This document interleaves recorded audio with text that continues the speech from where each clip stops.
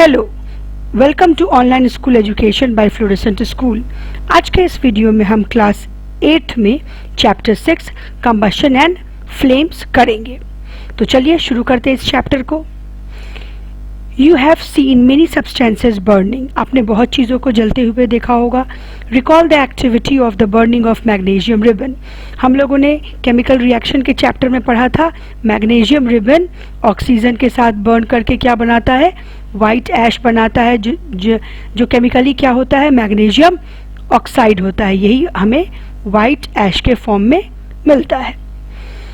You are also familiar with the burning of a candle. Candle कैसे burn करता है ये आप भी जानते हैं। Candle, the wax of the candle vaporizes in the air. Candle का जो वैक्स होता है वो एयर में उड़ जाता है, वेपर फॉर्म में उड़ जाता है। अब जो चैप्टर का मेन टॉपिक है कंबशन, आइए उसको देख लेते हैं। तो क्वेश्चन है व्हाट इज कंबशन, बहुत इंपॉर्टेंट क्वेश्चन है। The process of burning of a substance in the presence of oxygen to give off heat is called combustion. किसी भी चीज़ का, कोई भी चीज़ जलता किस चीज़ के प्रेजेंस में है, एयर के प्रेजेंस। एयर कहना अब आपके लिए सही नहीं है, तो अब आप लोग एयर के जो कंपोनेंट स्पेसिफिक है ऑक्सीजन, उसका नाम लीजिए। तो कोई भी चीज़ जब एयर के ऑक्सीजन कंपोनेंट में जलता है और हीट लिबरेट करता है, यानी कि एक्सोथर्मिक रिएक्शन होता है, थर्मिक रिएक्शन होता है, हीट लिबरेट करता है, ऐसे प्रोसेस को बोलते हैं combustion. It is accompanied by light either as a flame और as glow and sometimes sound also. ये जब कंबशन होता है किसी भी चीज़ का तो लाइट निकलता है। लाइट या तो फ्लेम के फॉर्म में होगा जो कैंडल्स में दिखता है, या फिर ग्लो के फॉर्म में होगा। और कभी कभी जब कोई चीज़ जलता है तो साउंड भी प्रोड्यूस होती है, जैसे कि crackers. Combustion is a chemical change. Combustion एक क्या है, केमिकल चेंज है। केमिकल चेंज हम लोगों ने पढ़ा है पहले भी क्लासेस में। केमिकल चेंज ऐसे हैं जिसमें न्यू सब्सटेंस बनते हैं, न्यू सब्सटेंस का फॉर्मेशन होता है, और ये इर्रिवर्सिबल नेचर के होते हैं, इर्रिवर्सिबल नेचर के होते हैं chemical changes. In this type of chemical change, oxygen reacts with substance getting burned. इसमें क्या होता है, ऑक्सीजन रिएक्ट करता है जो चीज़ जल रहा है उसके साथ नया सब्सटेंस बनने के लिए। The addition of oxygen is also called oxidation, बिल्कुल सही है। कोई भी रिएक्शन जिसमें ऑक्सीजन ऐड होता है उसे कहते हैं oxidation. Thus we can say that combustion is chemically an oxidation reaction. इसीलिए कंबशन को हम एक ऑक्सीडेशन रिएक्शन भी बोल सकते हैं। जैसे यहाँ हम लोगों ने देखा मैग्नीशियम, तो यहाँ हम लोगों ने देखा मैग्नीशियम बर्न कर रहा है ऑक्सीजन में, यानी मैग्नीशियम के साथ क्या जुड़ रहा है, मैग्नीशियम के साथ ऑक्सीजन जुड़ रहा है, तो इसको हम लोग क्या बोलेंगे, ऑक्सीडेशन रिएक्शन भी इसे हम कह सकते हैं। उसके बाद है We cannot get back the original substances after combustion. ये तो हम लोगों ने देख ही लिया, irreversible reaction है combustion, तो इसमें जो हमारा स्टार्टिंग सब्सटेंस है, ओरिजिनल सब्सटेंस है, वो नहीं मिलेगा, बिल्कुल नया सब्सटेंस मिलता है हमें। Some substances like paper, kerosene, diesel, petrol and coal burn in air. कुछ सब्सटेंसेस होते हैं जो एयर में बर्न करते हैं, जैसे कि पेपर, केरोसिन, डीजल, पेट्रोल, ये सब ऐसे सब्सटेंसेस जो एयर में बर्न करते हैं उनको क्या बोलते हैं, कंबस्टेबल सब्सटेंसेस बोलते हैं।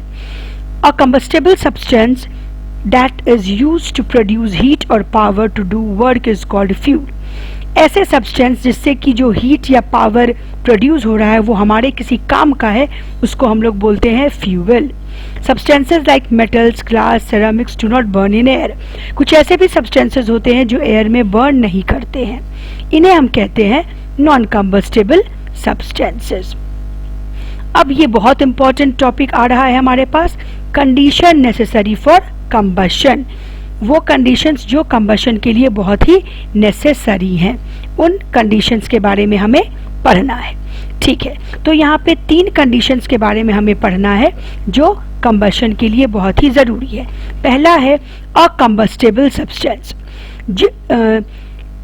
ऐसा सब्सटेंस जो कि फायर कैच करे उसे कहते हैं कंबस्टेबल सब्सटेंस। ऐसा सब्सटेंस जिसको कि फायर देने के बाद भी नहीं जले उसे कहते हैं non combustible substance.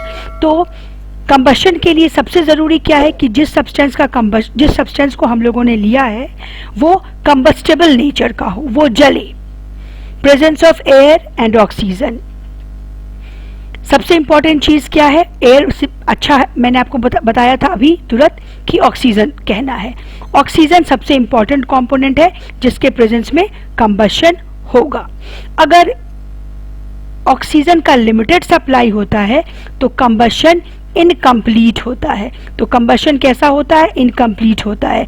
Incomplete combustion से बहुत ही हार्मफुल गैस प्रोड्यूस होता है। वो गैस कौन सा है? Carbon monoxide gas. ये बहुत ही पॉइजनस गैस है। चलिए आगे देखते हैं अब हम लोग चैप्टर में। यहाँ पे हमारे पास एक एक्टिविटी दी हुई है जिसके हेल्प से हमें ये पता करना है कि कंबशन के लिए ऑक्सीजन नेसेसरी है। इसके लिए हमें क्या लेना है? 2 कैंडल लेना है, 2 जार लेना है और 2 वुडन स्टैंड लेना है। दोनों कैंडल को हम मैच स्टिक से जला देंगे। एक को कवर कर देते हैं और एक को अनकवर रखते हैं। जिसको कवर करते हैं उसमें देखते हैं कि कुछ देर के बाद ये एक्सटिंग्विश हो जाता है, बुझ जाता है और ये कैंडल लगातार जलते रहता है। इससे क्या समझ आता है कि एयर में जो 21% ऑक्सीजन है वो जब यूज हो गया तो ये कैंडल बुझ गया। अब इसके पास और ऑक्सीजन नहीं है जिसके हेल्प से ये जल सके आगे, जो कि कंबशन में इसको हेल्प कर सके। तो ये एक्सपेरिमेंट क्या प्रूव करता है कि किसी भी चीज के कंबशन के लिए रेगुलर सप्लाई ऑफ ऑक्सीजन बहुत जरूरी है। और ऑक्सीजन क्या है? एयर क्या है? Supporter of combustion. Air is a supporter of combustion. हमारा थर्ड पॉइंट जो आज का है वो है अटेनमेंट ऑफ इग्निशन टेम्परेचर। अब ये इग्निशन टेम्परेचर होता क्या है? ये बहुत इंपॉर्टेंट पॉइंट है। A combustible substance starts burning when a particular temperature is attained. The lowest temperature at which a substance starts burning is called ignition temperature. वो सबसे कम टेम्परेचर जिस पे कोई चीज़ बर्न करना शुरू कर दे, जलना शुरू कर दे, उसे कहते हैं इग्निशन टेम्परेचर। हर सब्सटेंस का इग्निशन टेम्परेचर अलग अलग होता है। कुछ चीज़ों का इग्निशन टेम्परेचर बहुत कम होता है तो वो बहुत जल्दी उनमें आग पकड़ लेती है, जैसे कि एलपीजी, पेट्रोल। और कुछ चीज़ों का इग्निशन टेम्परेचर ज़्यादा होता है जैसे वुड, तो उनमें आग देर से पकड़ती है। एलपीजी और पेट्रोल जैसे सब्सटेंसेस जो हैं जिनका इग्निशन टेम्परेचर बहुत कम होता है और वो बहुत जल्दी आग पकड़ लेते हैं, तो ऐसे सब्सटेंसेस को हम लोग क्या बोलते हैं? इनफ्लेमेबल सब्सटेंसेस भी कहते हैं। यहाँ एक एक्टिविटी है जिसके हेल्प से हमें पता चलेगा इग्निशन टेम्परेचर के बारे में। यहाँ हम 2 पेपर लेते हैं और दोनों पेपर से हम क्या करते हैं? एक कप के शेप का पेपर बना लेते हैं। एक कप के शेप के पेपर में पानी डाल देते हैं और दूसरे में पानी नहीं डालते हैं। दोनों को कैंडल के ऊपर बर्न करने के लिए डालते हैं। जिसमें पानी है वो तुरंत नहीं जलता है और जिसमें पानी नहीं है वो पेपर कप जो हमने बनाया है वो फटाफट से जलने लगता है।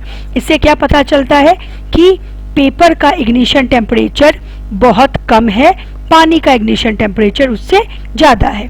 क्योंकि जब कप में हमने पानी रख दिया तो ये जो पेपर लिया था इसे जो हीट कर रहे हैं तो कंडक्शन प्रोसेस से ये सारा हीट इस वाटर के पास ट्रांसफ़र हुए जा रहा है, जिससे कि ये पेपर अपना इग्निशन टेम्परेचर अटेन नहीं कर पा रहा है।